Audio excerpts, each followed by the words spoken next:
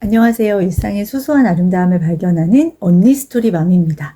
네, 오늘은 제가 고3 엄마를 지내왔잖아요. 지금도 반수생 엄마기도 한데요.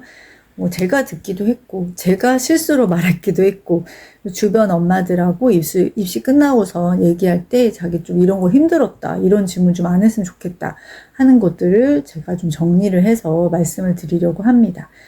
저의 경험이기도 하고, 주변의 경험이기도 하고, 또 제가 했던 실수, 그런 질문이기도 합니다. 첫 번째, 성적 많이 올랐어? 사실 성적 오르는 게 굉장히 힘들어요. 우리 때 같은 경우는 조금 열심히 하면 오를 수가 있었잖아요. 지금은 정말 벽돌층처럼 그걸 뚫고 올라가는 것은 정말 기적과 같이 힘든 일입니다. 그래서 이거는 정말 쉽게 물어볼 수 있는 질문이지만 대답하는 사람에게는 좀 난감한 질문이 될 수 있다는 거 기억해 주세요. 두 번째는 어디가 목표야? 어느 대학이 목표야? 근데 또 이렇게 질문하는 분도 계세요. 공부 좀 하니까 뭐 서울대가 목표겠네?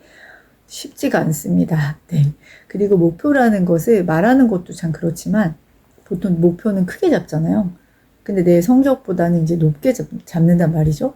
그러면 그 결과에 대해서도 되게 나중에 좀 민망해질 수도 있고요.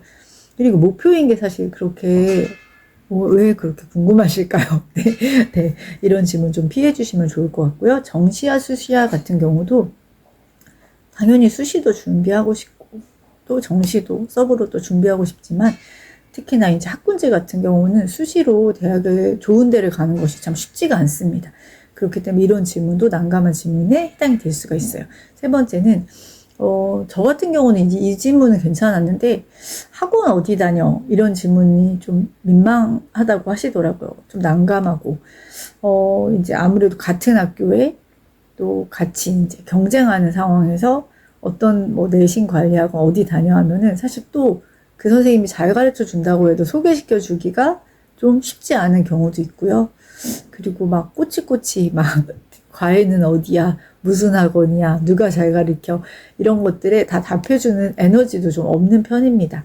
그래서 이 부분도 그럴 수 있다라는 생각이 들고요. 네 번째는 몇 등급 나왔어. 사실 1등급이 9등급제에서 굉장히 쉽지가 않습니다. 그리고 과목이 여러 개잖아요. 어떤 과목들은 1등급이 1명 또는 2명 이렇게 해요. 그렇기 때문에 공부를 좀 한다고 해서 모든 게 다 1등급인 것도 아니고요. 2등급이 공부를 정말 열심히 한 친구입니다. 3등급조차도 굉장히 나름대로의 열심히 한 친구들이거든요. 그래서 이 등급 자체가 참 쉽게 딸 수 있는 게 아니라는 거를 기억해 주시면 좋을 것 같고요.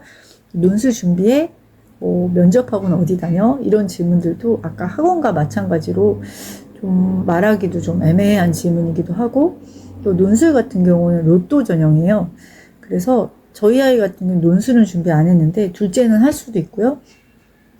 근데 정말 여러 가지 가지수 중에서 가장 불투명한 전형에 속해요.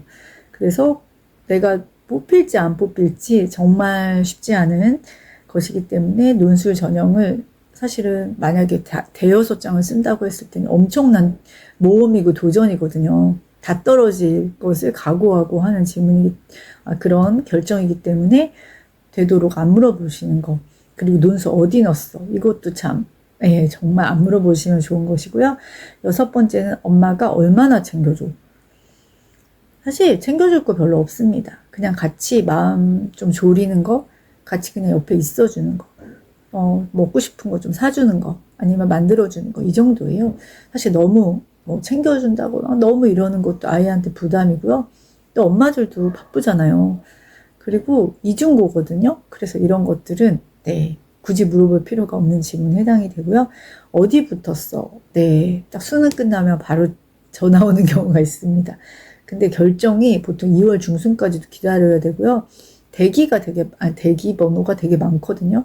그러면 나중에는 전화로 연락을 받아요. 이 전화 놓치면 정말 떨어질 수도 있는 겁니다.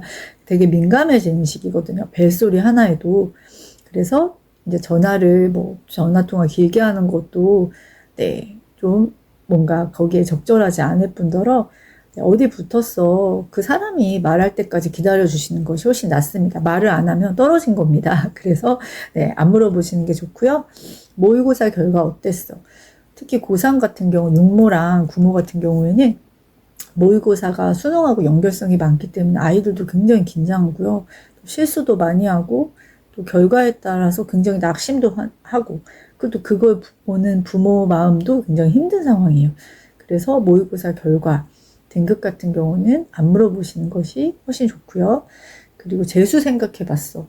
사실 재수라는 것이 아이 인생에 있어서는 거의 첫 번째 맞는 실패에 해당이 되고요. 그리고 굉장히 어려운 결정입니다. 불확실성에 또 도전을 하는 것이잖아요. 그리고 지쳤어요. 아이는 이미 수능까지 치르고 내신도 챙기고 생기부 챙기느라. 근데 한 번 더 해야 되는 건 굉장히 힘든 일이거든요. 또 그것을 지켜보고 또 나름의 또 이렇게 서포트를 해줘야 되는 부모의 마음도 쉽지는 않습니다. 그렇기 때문에 재수 생각해 봤어. 그런 질문들은 굳이 하실 필요가 없는 것이고 마지막으로 아까 엄마가 얼마나 챙겨줘처럼 아빠가 얼마나 도와줘? 네. 엄마도 그렇지만 아빠도 나름대로 지금 힘든 상황이에요. 회사에서도 그렇고 엄마도 그렇고요. 뭐 집에 있건 일을 하건 그냥 입시를 치른 아이를 지켜본다는 것만으로도 좀 쉽지가 않습니다. 그리고 뭔가 많이 아빠가 그냥 묵묵히 있어주는 게 도와주는 거예요. 네, 아이한테 괜히 가가지고 공부 잘 되냐, 뭐 성적은 많이 오를 것 같냐 이런 질문들이 아이의 스트레스를 가중시킵니다. 그렇기 때문에 아빠가 뭐 도와줘야 되는 건 없습니다. 그냥 그 존재가 도움이에요. 그냥 같이 있어주는 거, 그리고 아이를 그냥 기다려주는 거, 아이의 결정을 존중하는 것, 이게 가장 큰 부모의 도움이라고 할 수가 있습니다. 오늘은 10가지를 알아봤는데요. 네, 다음 시간에는 다른 내용을 가지고 찾아오도록 하겠습니다. 언니 스토리 맘이었습니다.